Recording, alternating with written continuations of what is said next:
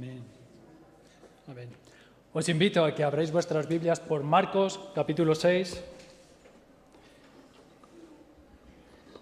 versículo 14.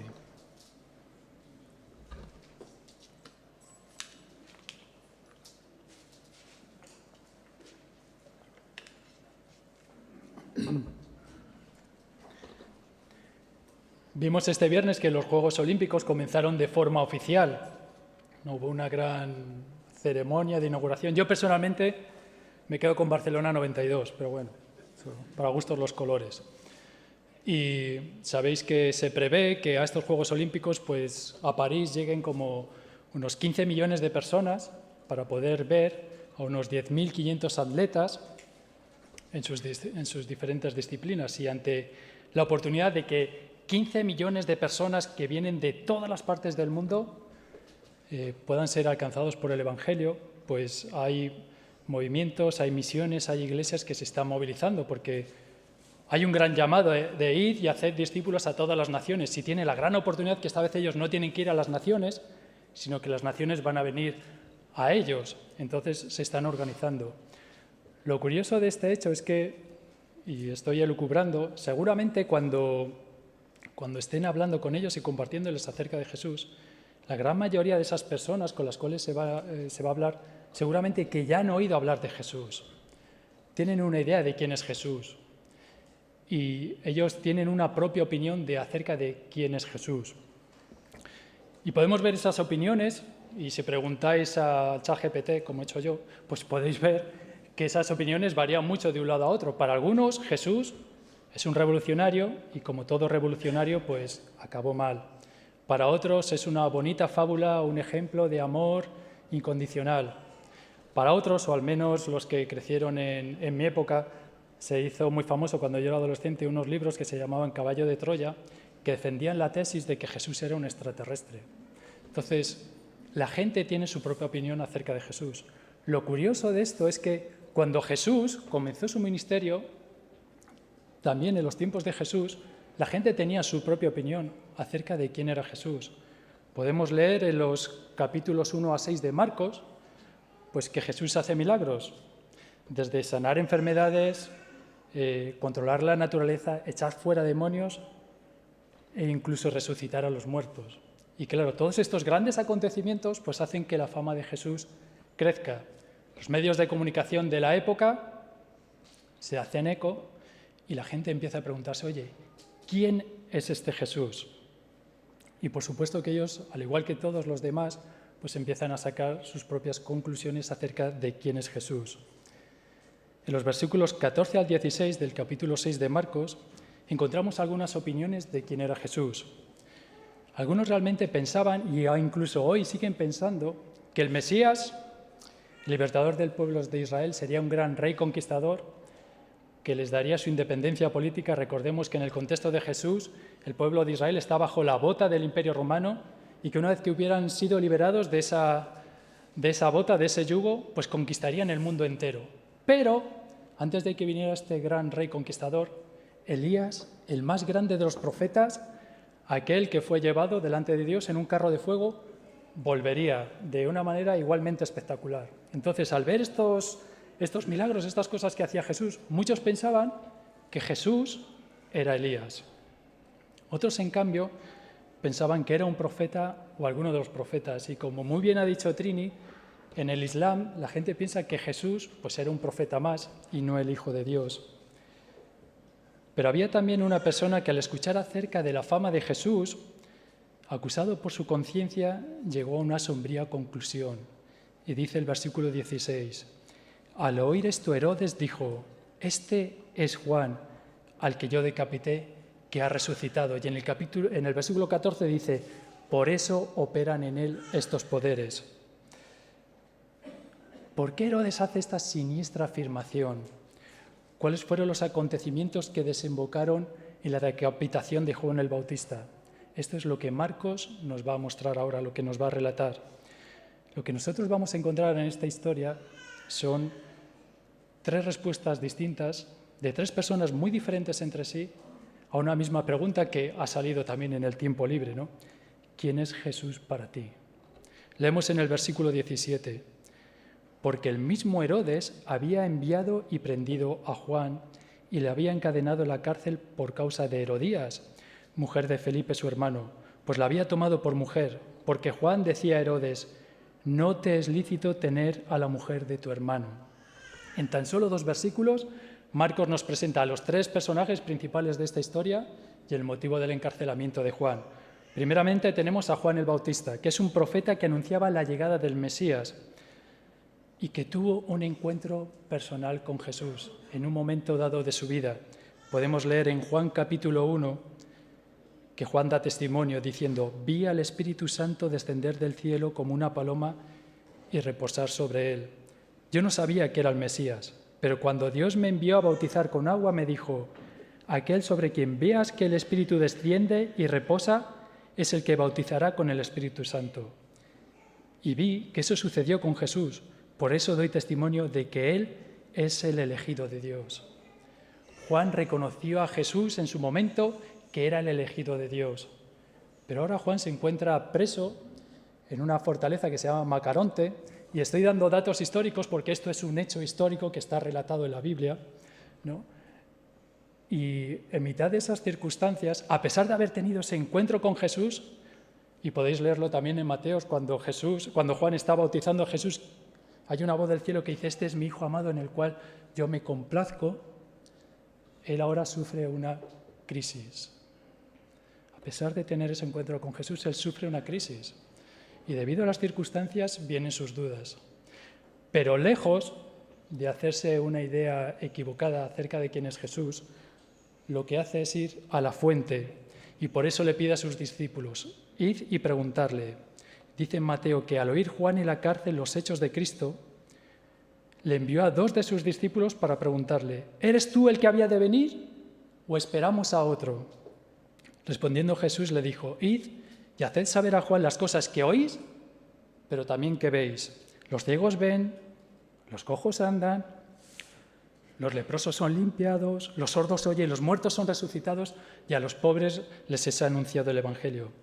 Mirad, esta respuesta debió de llenar de fe, de esperanza y de gozo a Juan, porque estas palabras son las mismas, está utilizando Jesús las mismas palabras que utilizó el profeta Isaías 700 años antes, cuando estaba profetizando acerca de la venida de Jesús. Cuando dice en Isaías, entonces los ojos de los ciegos serán abiertos, los oídos de los sordos se abrirán, el Espíritu de Jehová, el Señor, está sobre mí, porque me ungió Jehová, me ha enviado a predicar buenas nuevas a los abatidos. Es como si Jesús le dijera, oye, ¿recuerdas todo esto? ¿Recuerdas estas palabras? Pues todo eso se está cumpliendo hoy en mí. Por tanto, para Juan, a pesar de las crisis, a pesar de esos momentos de valle en los cuales nos podemos sentir muy lejos de Dios, o esos momentos de montaña en los cuales nos podemos sentir muy cerca de Dios, Cristo es el Rey con mayúsculas, el Hijo de Dios, el Mesías que los liberaría de la opresión y la esclavitud del pecado y que les traería la salvación. Luego tenemos a Herodes. Y estad atentos los niños de la escuela dominical, porque luego seguro que estos lo van a preguntar en la escuela dominical en algún momento. Este Herodes es Herodes Antipas, hijo del rey Herodes el Grande. Herodes el Grande fue aquel al que los magos de Oriente se presentaron y le preguntaron, ¿dónde está el rey de los judíos que ha nacido? Porque su estrella hemos visto en el Oriente y venimos a adorarle. Y si tenéis la suerte de ir a Berlín, al Museo de Ciencias, pues podréis ver allí una tablilla que se recuperó de hace miles de esta época, en la cual en 1925 se tradujo y se vio que estaba hablando precisamente de este hecho, ¿no? Pues que hubo... Yo no soy astrónomo, ¿vale? No me voy a liar con esto, pero que sí, que la conjunción de Júpiter y Saturno, pues se vio una estrella que cruzó el cielo. Pues este Herodes del que habla la historia es el hijo de este hombre, ¿no? Que cuando escuchó esta noticia, por temor a que le quitaran su reino, mandó matar a todos los niños menores de 2 años en Belén y alrededores. Y Herodes el Grande, al morir, le pidió al Imperio Romano que dividiera su reino en 4 partes para sus 4 hijos principales. Él tenía más hijos, pero para sus 4 hijos principales. Y a este Herodes de esta historia le tocó la parte de Galilea y Perea. Podemos decir técnicamente que él no era rey, era tetrarca. Él no era rey, pero se comportaba como si lo fuera. Y después tenemos a Herodías. Aquí, vamos, me río yo de las telenovelas venezolanas. Ella era la nieta de Herodes el Grande. La hija, su padre se llamaba Aristóbulo, ¿no? Herodías se casó con el hermanastro se casó con su medio tío. Pero a su medio tío, por desgracia, pues no le tocó nada de la herencia y este vivía en Roma. Pues ¿qué pasó? Que Herodes fue a visitar a su medio hermano, Felipe. Allí conoció a Herodías, su sobrina, se enamoraron y se fueron a vivir juntos. Entonces tenemos a Herodes y a Herodías en la fortaleza de Maqueronte, que por cierto la habían remodelado y ya no era fortaleza, ya era palacio, aunque seguía conservando las mazmorras de la fortaleza, felizmente viviendo allí. Cuando Juan el Bautista se presenta ante Herodes con un mensaje de las buenas noticias, ¿qué le dice? Dice, preparad el camino del Señor, enderezad sus sendas, o lo que es lo mismo, el tiempo se ha cumplido, el reino de Dios se ha acercado, arrepentíos y creed en el Evangelio. Y el texto dice que Herodes le escuchaba de buena gana. Permitidme la licencia, imaginaos Herodes haciendo un estudio bíblico, Herodes y Juan en el salón de su casa haciendo un estudio bíblico y Herodías por ahí con la oreja puesta, ¿no? Escuchando a ver de qué va todo esto, ¿no? Lección 1 del estudio bíblico. El tiempo se ha cumplido, el reino de Dios se ha acercado. Juan muestra mediante las profecías del Antiguo Testamento que se estaban cumpliendo en ese momento, pues que la venida del Mesías es inminente, porque tenemos que tener presente una cosa, que el ministerio de Jesús no comenzó hasta que Juan fue encarcelado. Tengamos eso presente. Entonces él está presentando esto, oye, el Mesías está por venir, el Mesías ya está aquí, mira las profecías del Antiguo Testamento donde se cumple que el Mesías ya está aquí. Lección número 2. ¿Qué debemos hacer ante la llegada del Mesías? Lección número 2, arrepentíos y creed en el Evangelio. Entonces Herodes dice, oye, espera un momento, ¿qué significa arrepentirse? Y yo me imagino a Juan explicándole algo así, ¿no? Que arrepentirse significa cambiar de dirección. Si antes caminabas de espaldas a Dios, ahora caminas de cara a Dios.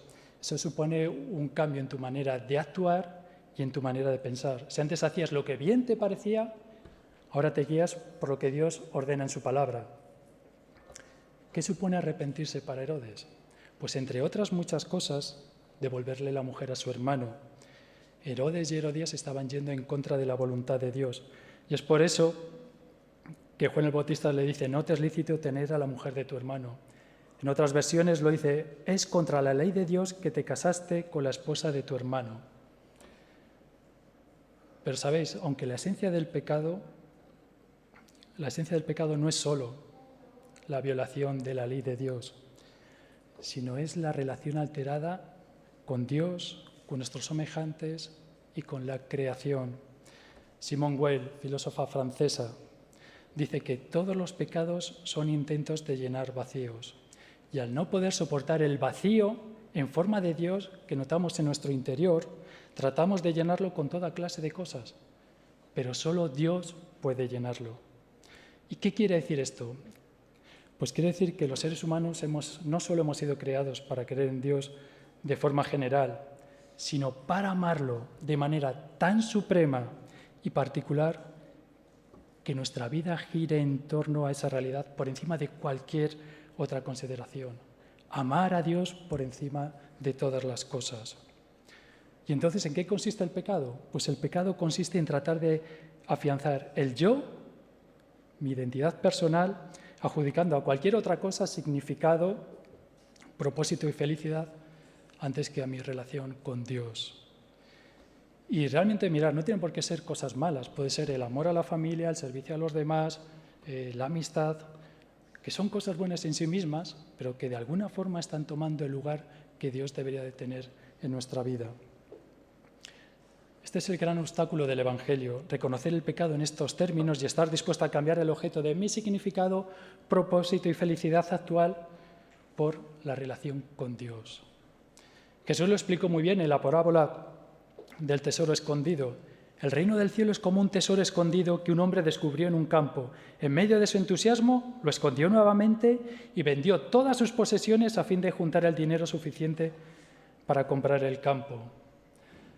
Una vez le preguntaron a Juan el Bautista: ¿quién eres tú? ¿Qué dices de ti mismo? ¿Cuál es el objeto que da significado, propósito y felicidad a tu identidad? Y Juan respondió: yo soy la voz de uno que clama en el desierto. Enderezad el camino del Señor, como dijo el profeta Isaías. Soy un altavoz, una descriptiva imagen de lo que es un profeta, que emite un mensaje de uno que clama en el desierto. Y el mensaje es este: enderezad el camino del Señor. Eliminar todo obstáculo para que cuando el Mesías llegue podáis recibirlo. La identidad de Juan se basaba por completo en Dios y en su amor. ¿Cuál es el objeto de tu significado, de tu propósito, de tu felicidad en esta vida? ¿En qué estás basando tu identidad? ¿Sobre quién o qué se sustenta? Porque está claro que el objeto de significado, propósito y felicidad de Herodías era su relación con Herodes. A través de él obtenía todo lo que deseaba: estabilidad económica, posición dentro de la sociedad, seguridad, poder, riqueza, etc. Pero ¿qué pasa cuando ese objeto se ve amenazado? Cuando los cimientos en los que se basa nuestra identidad se ven removidos. Leemos en el versículo 19: pero Herodías le acechaba y deseaba matarle. Mirad, si algo amenaza nuestra identidad personal, la ansiedad que provoca pronto pasa a convertirse en miedo, en angustia.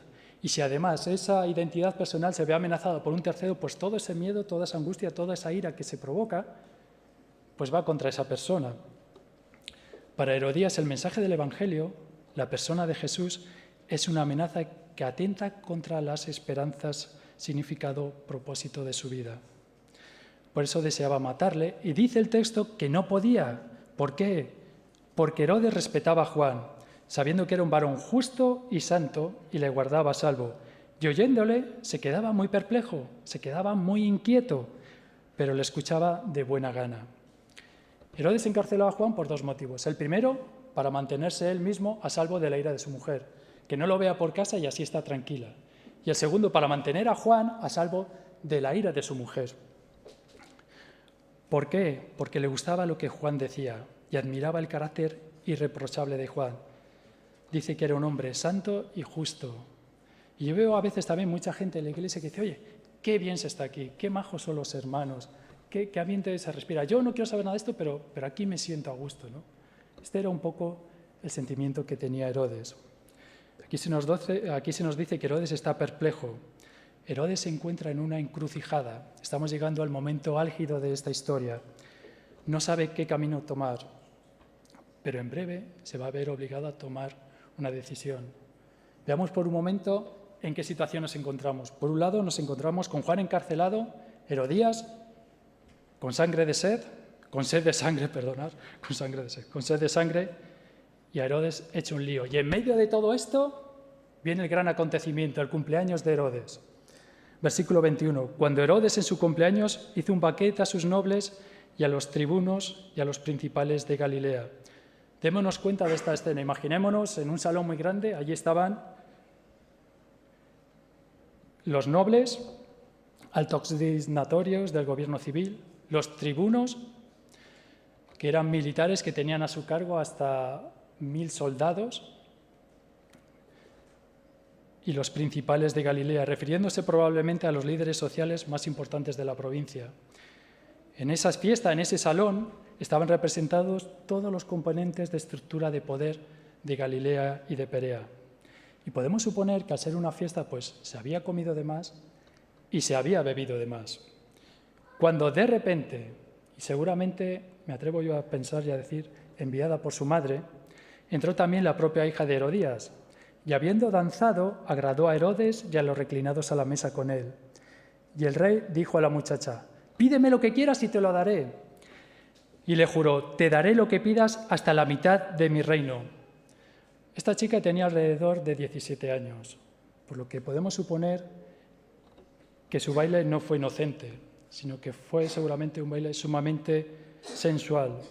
Un baile que despertó la pasión de todos los hombres y especialmente la de Herodes, hasta el punto que le promete a su hijastra darle todo lo que ella quiera, hasta la mitad de su reino.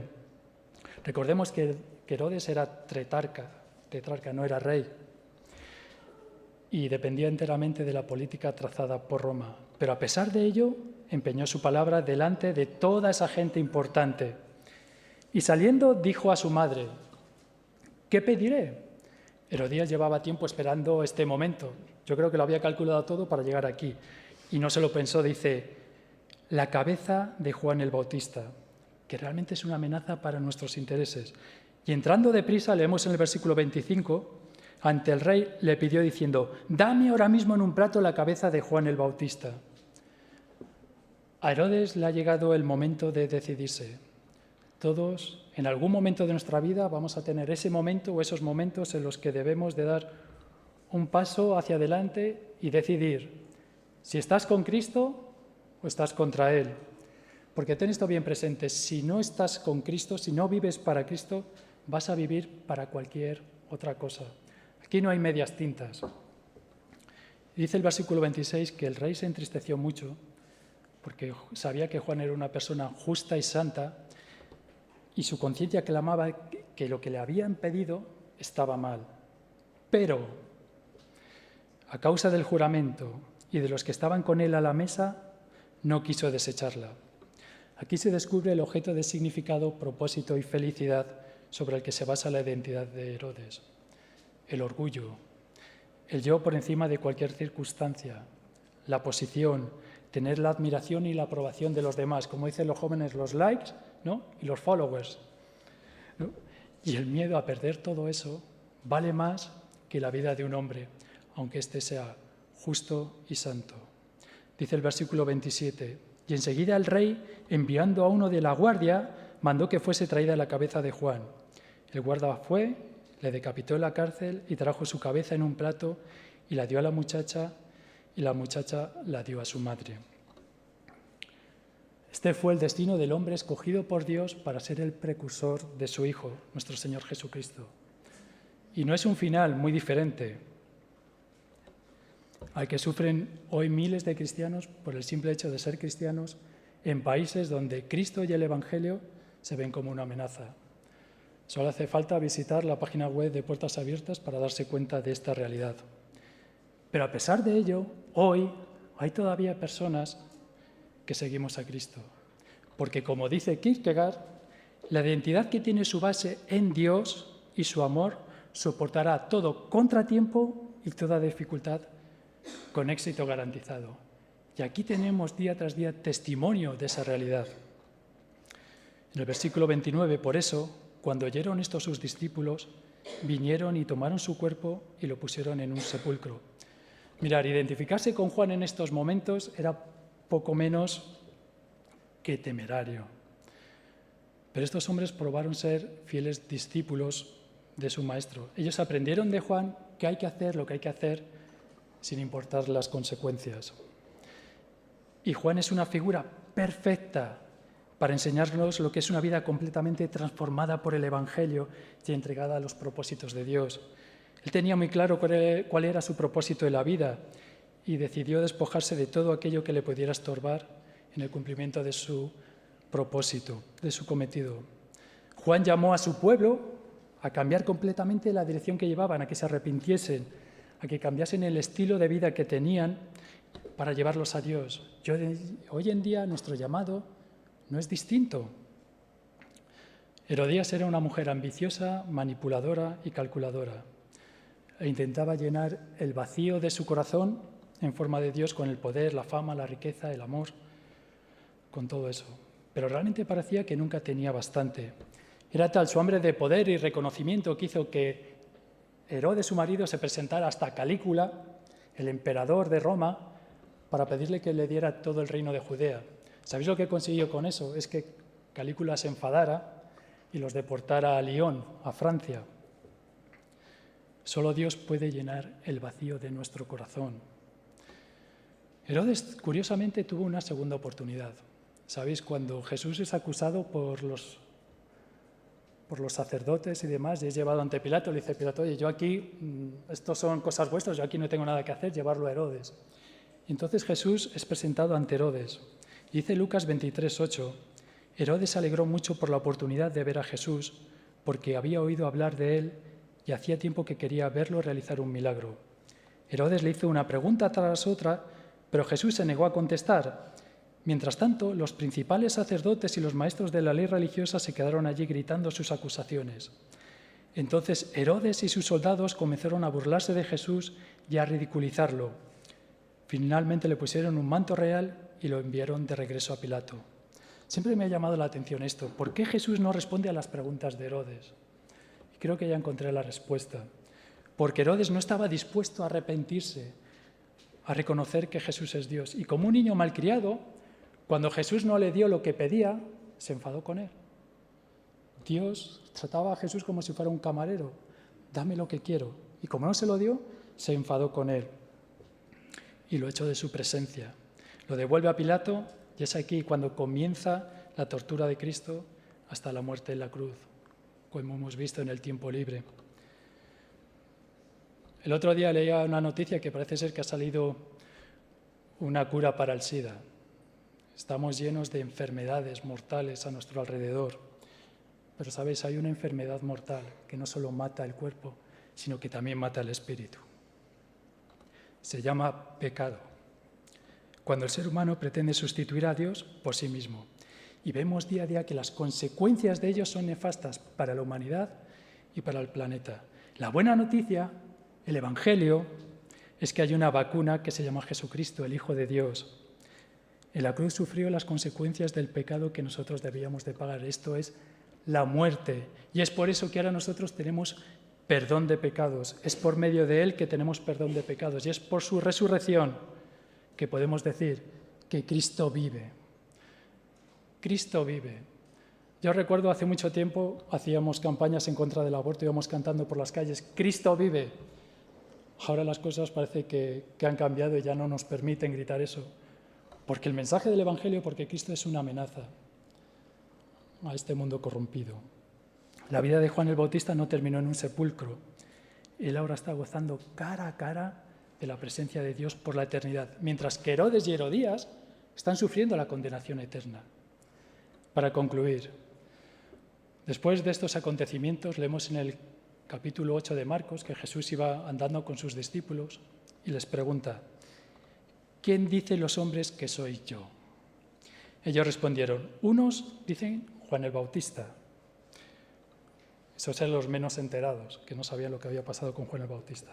Otros, Elías, y otros, alguno de los profetas. Entonces él les dijo, ¿y vosotros? ¿Quién decís que soy yo? Respondiendo Pedro le dijo, tú eres el Cristo. Ahora la pregunta es para nosotros. ¿Quién es Jesús para ti? ¿Y quién quieres que sea en tu vida? Porque el tiempo se ha cumplido, el reino de Dios se ha acercado y nos invitan a que nos arrepintamos y creamos en el Evangelio. Que el Señor bendiga su palabra.